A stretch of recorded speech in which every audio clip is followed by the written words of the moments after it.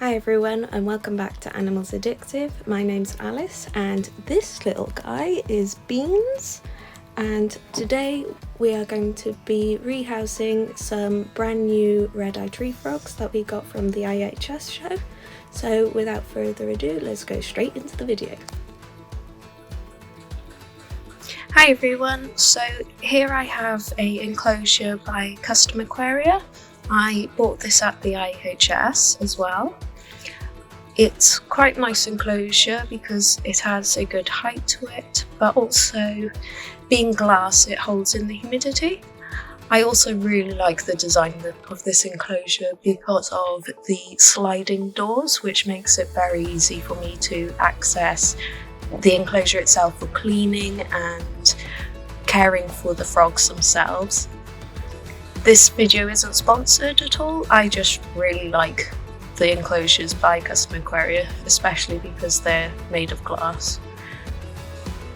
So here I'm just filling the enclosure up with some cocoa fibre. I believe I bought this as a giant block, so I had quite a bit spare. You can buy them in bags, I believe, at various reptile shops or at different events such as the invert community events. Once I filled this up enough, I will be adding some plants. I bought a selection of different plants from the IHS as well.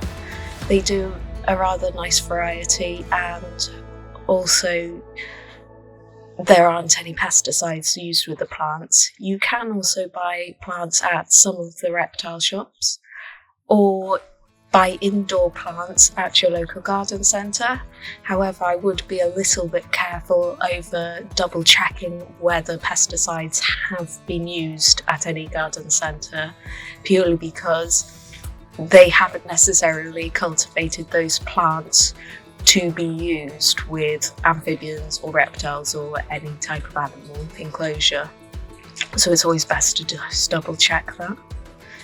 So whilst sorting this enclosure out, I'm just trying to work out where I'd like to position everything.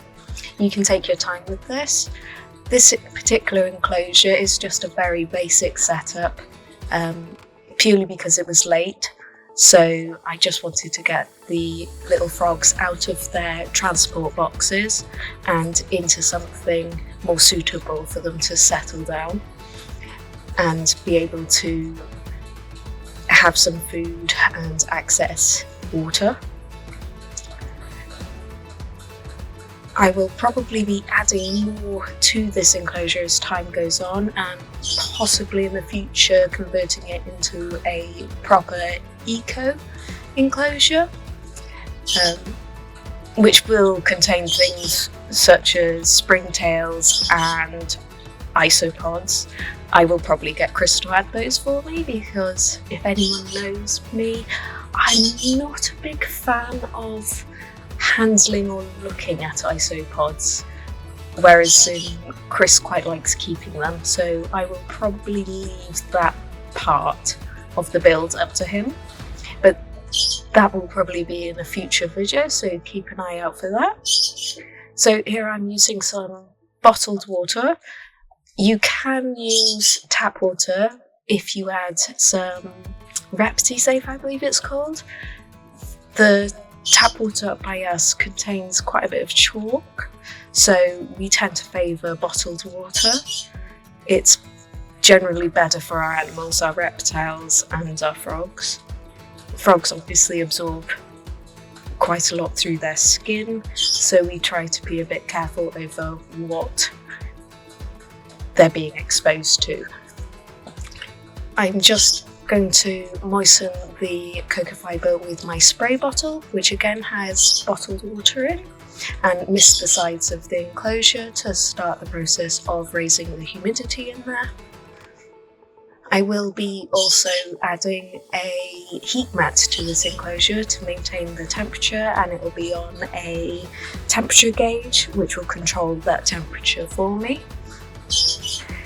With this enclosure in particular, it has a small mesh section on the top, which is great. One, because of our animals need access to air, but also it's quite easy to put the thermometer through the top, so you're able to have your temperature gauge work correctly.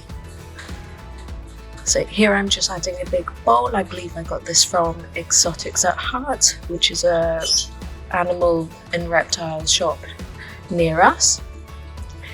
I quite like these bowls. They're not expensive, they're only a couple of quid, but they are deep enough to hold the water.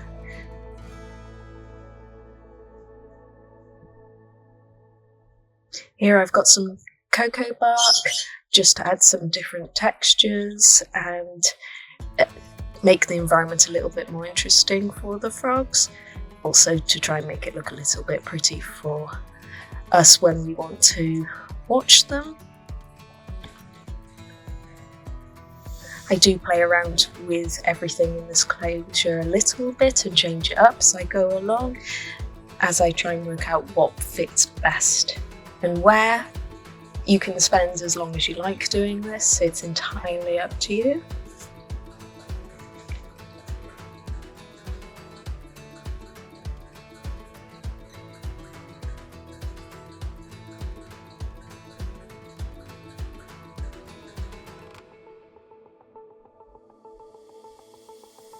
Here I've got a bag of leaf litter.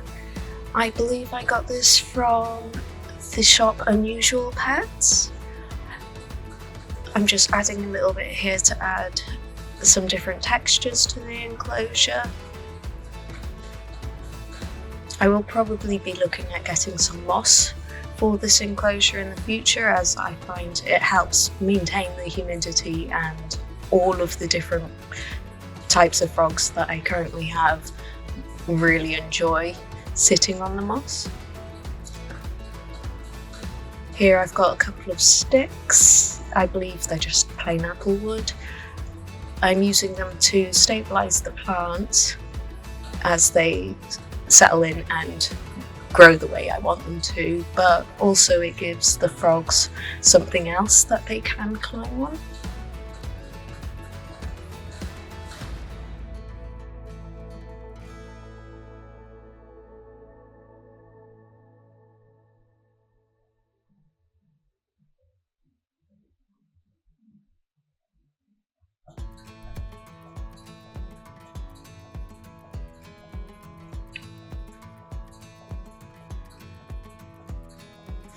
Here I have a little frog-shaped plastic hammock.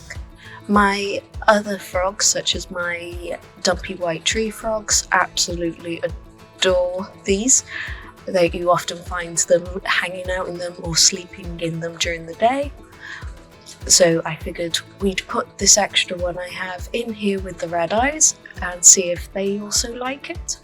If they don't, I can remove it at a later date, but you don't know until you've tried. I also have this large stick, which is a wavy sort of stick.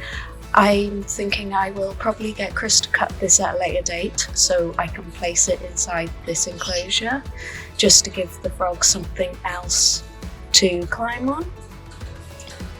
I've added the water and now popping on the doors, which as you can see is quite straightforward. You just pop the first one on the back runners and then the front one on the front runners.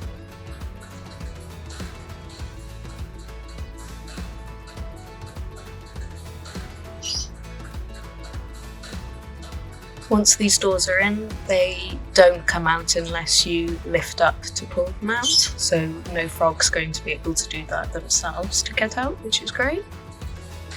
And here are the two red eyes in their travel enclosures. I've popped gloves on so the oils from my skin don't touch the frogs themselves.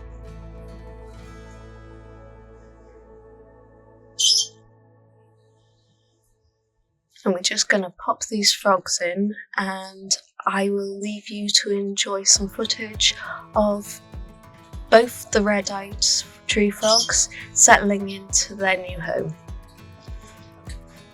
Bye for now.